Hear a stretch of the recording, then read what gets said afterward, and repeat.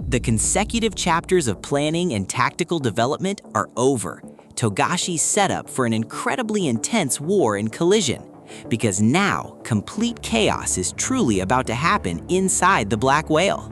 And now that the full Chapter 416 of Hunter x Hunter has been released, we will finally witness a very intense all-out execution and a battle that is by far, friends, the most intense fight for one of the major characters in this arc.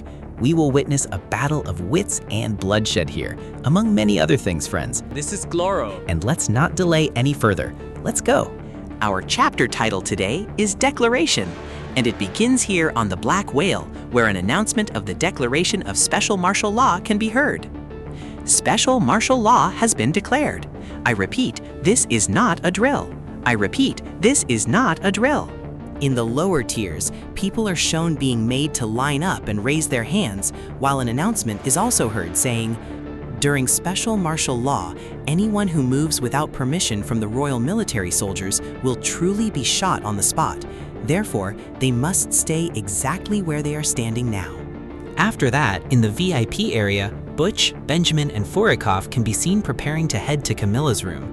Benjamin noted in his mind that since the symptoms of the poison appeared, the victim would die after 12 hours. However, 2 hours before he eventually dies, he will fall into a coma and won't be able to move anymore. So, he only has 10 hours left to do the things he needs to do, and he really needs to settle everything before his body gives out. Camilla's 2 guards can be seen standing guard outside, preparing to confront Benjamin's group. So, Benjamin told the guard Mosby to open the door because he needed to talk to Camilla. Mosby didn't answer, and Benjamin added that if he wanted an open shootout or gunfire under special martial law, he could do that. So Mosby had 3 seconds to decide. And according to this, friends, it is now the 12th day, Thursday, 2:15 p.m., the exact time of the special martial law declaration. A moment later, Benjamin and his group entered, while Camilla was seen being massaged by her servants. Benjamin said to Camilla, "Don't move, just stay there. Listen to me." It appeared that Camilla looked sad, but she actually performed a surprise attack and shot Benjamin with a handgun. Benjamin quickly used Ten, a defensive form of Ren that, instead of just a simple release of aura, is a reinforced aura to withstand gun bullets. It can be seen that Camilla continued firing, but Benjamin countered some of her bullets using his rifle. Despite what Camilla did, Benjamin did not shoot her, so Camilla ran out of ammunition. Benjamin also stopped, but he approached Camilla. Camilla just looked at him, and Benjamin said, "I know you're a counteractive type. Your ability activates when you are killed." How very interesting. Camilla replied with a smile, "So that's why you can't shoot me. You poor thing. I think the best you can do with your limited time during the martial law declaration is use this martial law as an excuse to lock me up and starve me to death. Well, go ahead and do that. Let's see who lasts longer between us, whether Cammy or Camilla will be the first to die of hunger, or..." Before Camilla could finish speaking, someone arrived who caught Benjamin's attention, and it turned out to be one of Camilla's guards. So Camilla said, "I wonder who will die first, me due to hunger, or you because of a curse." Simultaneously, Camilla's guard, Moswana, committed suicide, and the curse was targeted at Benjamin, with Moswana saying, "Let me accompany you, Prince Benjamin." Benjamin was shocked, and Moswana immediately collapsed. It can be recalled that Camilla's guards, known as the Have-Nots, have assigned princes they are to curse. The curse is also a type of post-mortem nen, and it takes effect faster if a guard commits suicide near the target and looks at the target while doing so. Shortly after Moswana's death, scary and eerie figures immediately appeared, stating that the name of the curse is "We who are born out of convenience, food of the underworld." It is seen that the curse immediately attacked Benjamin, and Camilla thought to herself that the curse was ready to kill Benjamin, so she offered her condolences to him. However, Benjamin remained standing despite the intense aura that entered his body. The curse also gradually changed the irises of Benjamin's eyes, and his face could be seen changing. But despite all of that, Benjamin did not fall. But Camilla said, "Did you see that? Moswana fulfilled her long-held wish right in front of you. It took over 10 years of Moswana wishing for Benjamin to die." That's a huge deal for Moswana to fulfill her wish, because what she did was a more effective way of activating the curse. Camilla added that it looks like Benjamin won't last even half a day because of that curse, and that he should be worried and panic. Camilla thought to herself that an average person survives 3 to 7 days without food and water, but she can survive for 3 months without drinking or eating anything. She can significantly lower her body's metabolic rate and put herself into a hibernation state. Then she told Benjamin, "If you don't plan on shooting me, then leave." Benjamin responded, "Let's say you caught a disease from me, and let's also say that disease is incurable. Did I kill you or the disease?"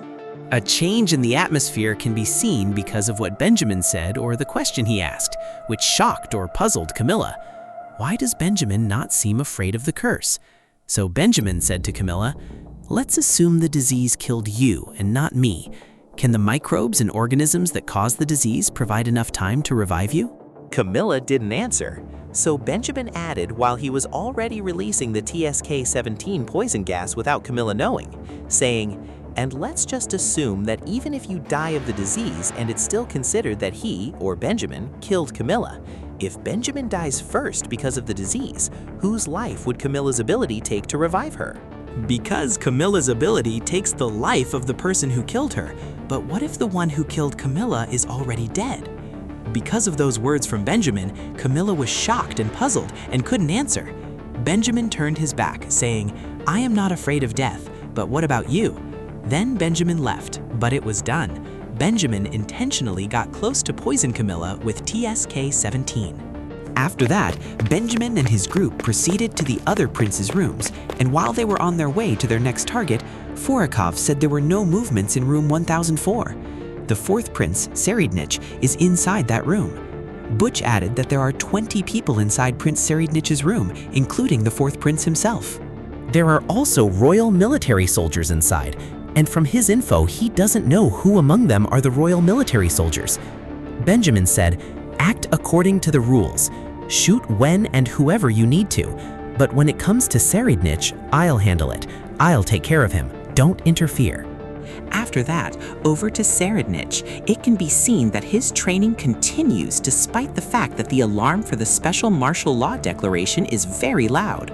So now, Salkov said in his mind, "Incredible! Tserriednich's Zetsu wasn't even stopped or disturbed, even though the special martial law declaration alarm is now blaring. What kind of mental state does this man have?" While Salkov was thinking about those things, it's noticeable that Tserriednich is already carrying a gun placed behind his back. In the next scene, a short flashback is shown of how Tserriednich got that gun. Tserriednich is seen in this flashback saying, "Your gun is mine." Salkov was puzzled, and Tserriednich replied, "I'm going to use this."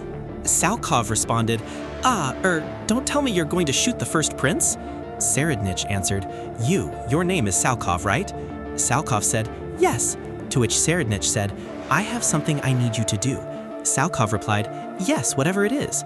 So here, Tserriednich explained the plan he was going to execute and what he wanted Salkov to do, saying that he would die here soon. But in truth, it would only be a fake death, but Salkov must tell everyone what he witnessed. Salkov needs to cover his corpse immediately so that no one can see it. And when it comes to his ability, Salkov must not tell anyone about it. Do you understand? So Salkov said in his mind that Tserriednich is going to do something, an illusion. Yes, an illusion like the one he showed Theta before. That is Tserriednich's ability. So here, Salkov gave his gun, saying, "Yes, I will obey." But while Salkov was looking at him after giving his gun, he said in his mind, "It seems there is a condition happening here, a condition that will trap me once it's followed, a condition that even someone like Theta, a very skilled hunter, didn't notice that something was really off about the prince's ability." He also noticed that Tserriednich really wanted to speed up his entry into the state of Zetsu and prolong the duration of maintaining that state. If the prince's ability is triggered when he is in the state of Zetsu, then logically, right now while he is in the state of Zetsu, it is already activated, or he has started using the ability. Theta was right, he couldn't detect anything at all from the prince. He couldn't believe it, because wow, Tserriednich has a different kind of courage to face Prince Benjamin head-on, despite the fact that he hasn't fully mastered his Nen yet and is still practicing. Tserriednich is either crazy or just really confident in his ability. Well, maybe he's both crazy and confident. But according to Saukov, he's just thankful because at the same time, he will witness the showdown between the first and fourth princes up close and will really try to analyze Tserriednich's impurity and find out what it is for the sake of Theta. After that, back to the present, Benjamin and his group are now outside Tserriednich's room, and Butch said the door is still locked and no one is responding to them. So Benjamin said, "Step back for a moment," then kicked the door to enter. Benjamin said to Butch and the others, "Position yourselves behind me, use me as a shield, and shoot anyone who moves behind me." Butch replied, "Understood." A moment later, while Benjamin was looking around, what really caught his attention among all of Tserriednich's guards was Danjin, whose aura was visible. So he approached him and asked, "Hey you, were you a participant in the Nen class held in room 1014? Danjin answered, "Me? Yes, sir." So Benjamin ordered Butch to take Danjin to the Central Ministry of Justice because he had some questions for him. So Butch escorted Danjin, and Benjamin thought to himself that he heard from reports that if that man Danjin had no Nen before and is now like a complete Nen user, he thinks, just like what he thought before, it seems he really needs to invite this Kurapika to their army to serve as a Nen lecturer. So Benjamin proceeded to Tserriednich's main quarters, where he was seen standing with his eyes still closed. Saukov was seen raising his hand. Benjamin said, "Ah, Zetsu, well that's surprising. Even you can use Nen now." Tserriednich answered while still in a state of Zetsu, saying, "Do you want to spark?" But just as he was about to say the word brother, Benjamin immediately shot him, saying, "Who gave you permission to speak? I don't have time to deal with someone like you." And just like that, Benjamin performed an insta-kill. However, friends, Tserriednich is carrying a gun, and that is what Benjamin doesn't know. So I'm pretty sure that using Tserriednich's ability, Parallel Vision, where he can see 10 seconds into the future, he will definitely do something using that gun, friends. Because Tserriednich can absolutely kill Benjamin using that handgun. Because what's happening now seems like the same scenario as what happened between Tserriednich and Theta.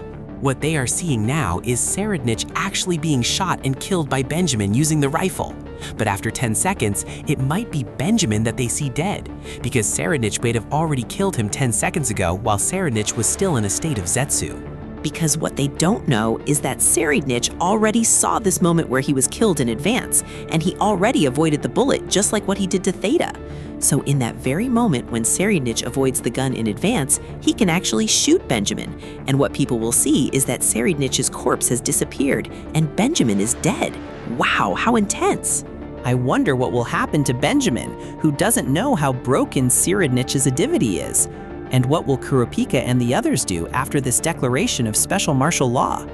Well, all of that and many more exciting upcoming scenes will be witnessed in the next chapter, because we will end the video here on this last panel. If you like the video, can you give it a like, comment, and also subscribe for more videos like this? Thank you very much, and see you guys again in my next video.